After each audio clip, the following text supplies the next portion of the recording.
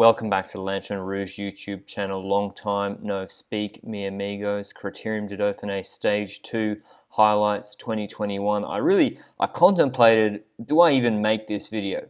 Is it a positive message for cycling for people to see multiple World Tour teams uninterested in winning a World Tour level race? 173 kilometers long, and you look at this finish, 7Ks, 6% climb, and you've got a short descent, 1K, 1500 meters at 4.5%, with riders like Aurélien Palepantre, Alejandro Valverde, Aaron Barou. One would think that they'd be interested in winning today's stage. Anyway, a breakaway went up the road. They got a 5-minute gap. Initially, Pöstlberger, De La Place, Holmes, Archbold, and Power. Doesn't look too threatening, but Pöstlberger's very strong, good rouleur.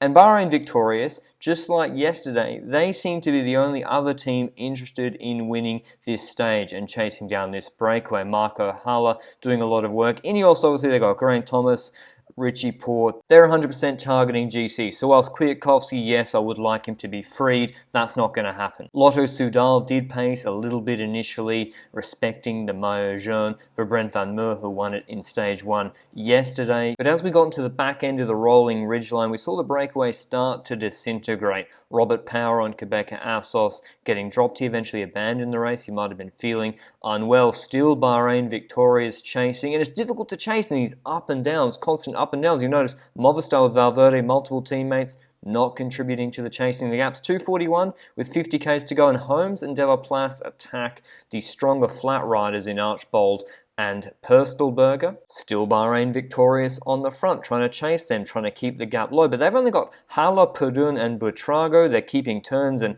Haig back on GC. But anyway, eventually Archbold and Pöstlberger made it back to De La Place and Matthew Holmes to promptly attack them on the next descent that they had with about 35 Ks to go. They were trying to build a buffer before that long 6K, 7K, 5.5% climb, because they'd be worried that they'd get dropped by the better climbers on paper. Holmes actually a fairly good climber. He won the last Willunga Hill stage in 2020. Still Bahrain victorious chasing until on the last main descent, Trek Segafredo decided to bridge across Sturven or Mads Pedersen, or more give Sturven a head start into the base of the climb. None of that's really helping the chase. Whilst Pöstlberger and Archbold are working really well together, I think they're ex-teammates. Archbold used to be lead-out man for Bennett on BORA. Hansgrohe moved over with him to Quick-Step. Eventually, he gets dropped on the flat. Pöstlberger is a really strong rouleur. I think he's done well in Dwars Duel of Vlaanderen. He's also won a Giro d'Italia stage, the first stage in 2017,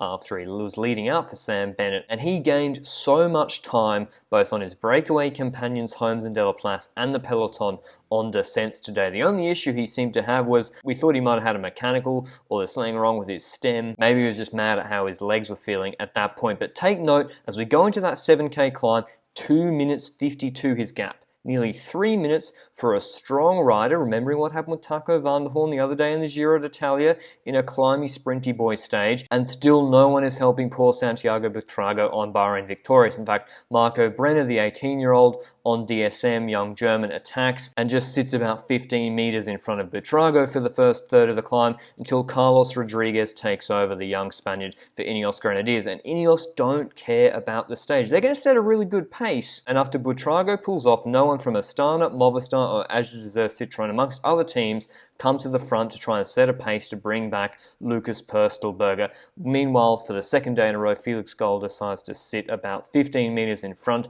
of Ineos for absolutely no reason. Don't really know what DSM are doing at the moment, whilst Pöstlberger is tapping out this metronomical pace on this climb. And it's a good pace from Ineos. As I said, they dropped Brent Van Meer, they've got Thomas in good position, second wheel turns, and Haig are there, fifth and sixth wheel. The problem is, because this pace is good, if Bahrain keep pacing too hard, they risk dropping Colbrelli. And maybe that's what Astana were concerned about for Aaron Barou, who won a stage in the Basque Country. Meanwhile, Froome, preparing for the Tour, marking the yellow jersey, pretty sensible option, one would say. Warren Barguil dropped. He said he wasn't feeling too well with 1,200 meters to go in that climb. And now take note of the gap at the top of this climb. 52 seconds or 53 seconds for Lukas Pöstlberger. We've got a short descent, a 1,300 meter climb, climb, and then descent to the finish. So whilst Ben O'Connor, after his team not contributing to maintaining the gap to the breakaway at all during the day, tries to attack across with that nearly 1 minute gap, he's going to get nowhere, and Bahrain victorious over the crest of that last 1300 meter climb. They had Colbrelli there, and they did pace eventually with Dylan Teuns, but Colbrelli was pretty cooked over the top of that climb. And just like with the Taco van der Hoorn Giro stage, I think a lot of these teams underestimated the strength of Lukas Pöstlberger. You also have the difficulties where the gap is so big at the base of the last major climb that the climby sprinty boy teams like Astana, like Bahrain victorious, they can't afford to pace too hard. And that's why I'm freeze framing on Movistar right now, because I think Movistar, and I hate to beat this drum all the time, were the big culprits for this stage. The obvious winner for them would have been Alejandro Valverde from reduced bunch sprint. One would think they would have paced that last climb really, really hard, trying to drop Aaron Baru and Colbrelli whilst bringing back Pöstlberger. They could have used Arkas or Urvati to help maintain the gap to the breakaway during the day, but it's too late now.